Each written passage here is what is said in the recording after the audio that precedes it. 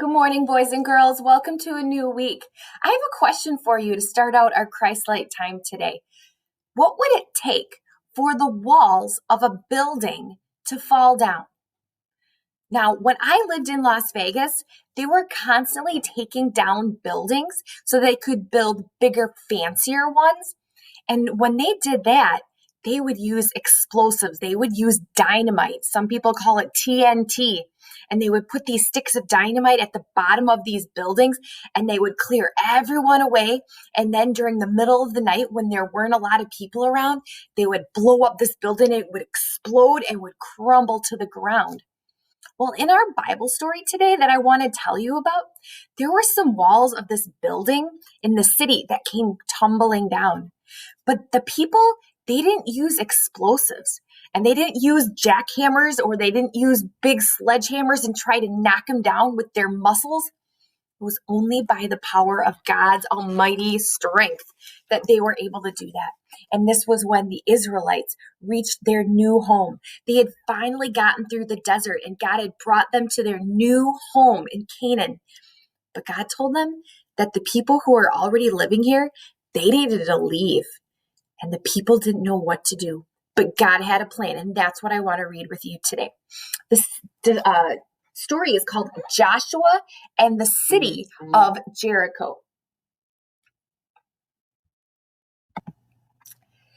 When Moses died, a man called Joshua was chosen to lead the Hebrews to the land that God had promised them. He was on the other side of the river Jordan. The water was very high, but God helped them cross. They were there at last. The first place they came to was a city called Jericho, but the great wooden gates were closed and the people wouldn't let them in. Joshua gazed up at the huge stone walls. How can we get into the city? He wondered. Then God told him what to do.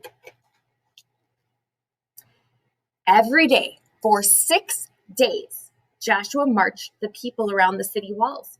7 priests blew trumpets, but no one else made a sound. On the 7th day, they marched around the city 7 times. Here they are. They're blowing their trumpets and marching. God has given us the city, cried Joshua, and everyone shouted as loudly as they could. Suddenly, there was a great crash as the huge walls tumbled to the ground. Everyone rushed into the city. It was theirs. With God's help, they had won their first battle. The people settled into the promised land and grew into a strong nation called the Israelites. Here, let me zoom the picture in for you a little bit more. Now, do you think if we would go walk around our school building or if you would go walk around your house and you yelled really, really loudly, your house would fall down? Or you could make our school building fall down? No, we don't have that strength. But the way that the walls fell down was only by God's grace, by God's strength, because he had a plan for these Israelites. Just like he has a plan for us and he's watching over us, he will use his almighty power to bring his will to completion. Thank you for your time with this. I will see you guys next time, and I hope you have a great rest of your day.